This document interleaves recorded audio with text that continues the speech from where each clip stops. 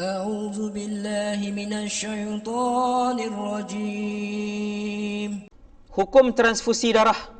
Darah pula. Ni masalah yang seterusnya, ubat dan rawatan. Ni semua pasal ubat dan rawatan. Inhaler, AIMO, suntik, pil melambatkan haid. Okey, ada 4 masalah sahaja. 5. Dialisis. Transfusi, dialisis, AIMO, inhaler dan suntik. 5. Apa hukum transfusi darah? Pemindahan dan pendermaan darah tidak membatalkan puasa. Transfusi darah melibatkan darah yang dimasukkan ke dalam tubuh badan, bukan melibatkan makanan atau minuman. Yang pertama, dia bukan makanan atau minuman. Justru transfusi darah tidak membatalkan puasa. Okey. Kalau nak tengok penerangan lengkap, boleh tengok fatwa yang dikeluarkan oleh Muzakarah Jawatankuasa Fatwa Kebangsaan. Boleh tengok dalam portal JAKIM. Tuan-tuan nak tengok banyak yang dimasukkan di situ, risalah-risalah yang membahaskan tentang pelbagai masalah semasa, isu-isu semasa, perubatan-perubatan moden di situ yang telah dikeluarkan oleh Muzakarah Jawatankuasa Fatwa Kebangsaan. Nombor 2, dialisis boleh tak? Dialisis ada 2, dialisis hemo dan dialisis peritoneal. Kedua-dua cara dialisis, iaitu dialisis hemo dan dialisis peritoneal, perlu memasukkan sesuatu ke dalam rongga. Perbuatan tersebut membatalkan puasa. Pesakit yang menjalani rawatan dialisis hemo boleh berpuasa ketika dia tidak menjalani rawatan tersebut mengikut nasihat doktor dan mengikut kemampuannya. Yang buat dialisis hemo ni, kalau doktor kata boleh puasa, maka dia boleh berpuasa. Jika tidak mampu, maka dia dibolehkan untuk berbuka puasa dan mengqadhakannya. Dia boleh berbuka, tak puasa dan qadha untuk dia buat rawatan tersebut. Boleh tak buat rawatan? Boleh. Berdosa tak dia buat rawatan tersebut? Tidak berdosa. Batal tak puasa dia? Batal. Kerana kedua-dua dialisis ini melibatkan memasukkan sesuatu ke dalam rongga. Batal puasa dia, tidak berdosa, wajib qadha.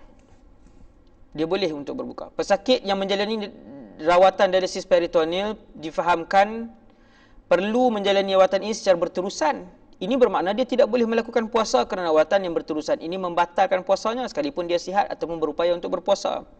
Dia boleh dikategorikan, dia ni orang yang menjalani rawatan dialisis peritoneal sebagai orang sakit yang tidak ada harapan sembuh. Dia boleh menggantikan puasanya dengan membayar fidyah tanpa mengqadhakan puasa, sebab rawatan itu berterusan. Hasbunallah wa ni'mal wakil. Hasbunallah wa ni'mal wakil. Nas'alullah al-afiyah li wa li jami'il muslimin. Yang kedua ni, yang dialisis ni dia tak perlu qadha, sebab dia dikira sebagai apa? Sebab dia dikira sebagai sakit yang tidak ada harapan sembuh. Ubat AIMO, ubat titis mata seperti AIMO tidak membatalkan puasa.